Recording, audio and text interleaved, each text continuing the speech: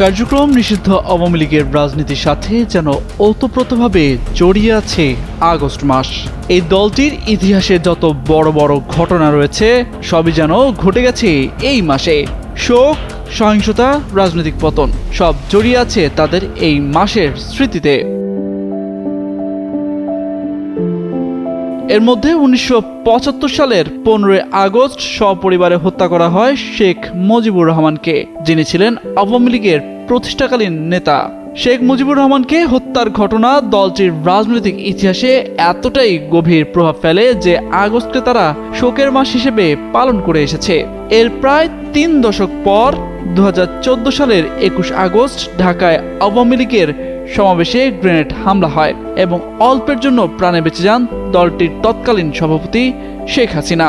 আর ২০২৪ সালের ৫ আগস্ট গণ অভ্যুত্থানের মুখে পতন হয় আওয়ামী লীগের টানা ১৫.৫ বছরের শাসনের। পরবর্তীতে গণ অভ্যুত্থানের সময় সংঘটিত মানবতা বিরোধী অপরাধে ভারতে আশ্রয় নেয়া শেখ হাসিনাকে মৃত্যুদণ্ড দেয় ঢাকার আন্তর্জাতিক অপরাধ ট্রাইব্যুনাল। রাজনৈতিক বিশ্লেষক জোবাইদা নাসরিন মনে করেন ৭৫ ও ৫ই আগস্টের মধ্যে এখানে একটি বড় পার্থক্য রয়েছে। ৭৫-এ শেখ মুজিবুর রহমানের হত্যাকাণ্ডে অনেক মানুষ ব্যথিত হয়েছিল বলে জনমনে আওয়ামী লীগের প্রতি সহানুভূতি তৈরি হয়েছিল, কিন্তু ২০২৪ সালে আওয়ামী লীগ ক্ষমতা হারিয়েছে ব্যাপক জন অসন্তোষ ও আন্দোলনের মুখে।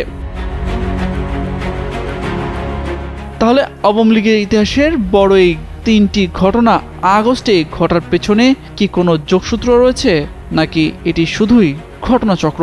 রাজনৈতিক বিশ্লেষক জোবাইদা নাসরিন মনে করেন ১৫ আগস্ট ও ২১ আগস্টের মধ্যে একটি যোগসূত্র খোঁজার সুযোগ থাকলেও ৫ আগস্টের ঘটনাকে একইভাবে দেখা কঠিন। তার মতে ১৫ আগস্ট ও ২১ আগস্ট পরিকল্পিত ছকে বাঁধা।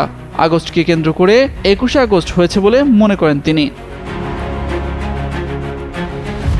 এই ৩টি ঘটনার মধ্যে সরাসরি কোনো যোগসূত্র খুঁজে পাওয়া কঠিন বলে মনে করেন অধ্যাপক শামীম রেজা, কারণ ঘটনাগুলোর সময় ও প্রেক্ষাপট আলাদা এবং লক্ষ্য উদ্দেশ্য নিয়ে একক কোনো রাজনৈতিক ব্যাখ্যা নেই। ৩টি ঘটনার মধ্যে একটি সাধারণ মিল হলো প্রতিটি ঘটনায় অত্যন্ত সহিংস। ফলে কোনো তত্ত্বেই এগুলোর মাঝে যোগসূত্র তৈরি করা না গেলেও ভিন্ন ভিন্ন বাস্তবতায় ঘটে যাওয়া এই ৩টি ঘটনা আওয়ামী লীগের রাজনৈতিক ইতিহাসকে পাল্টে দিয়েছে।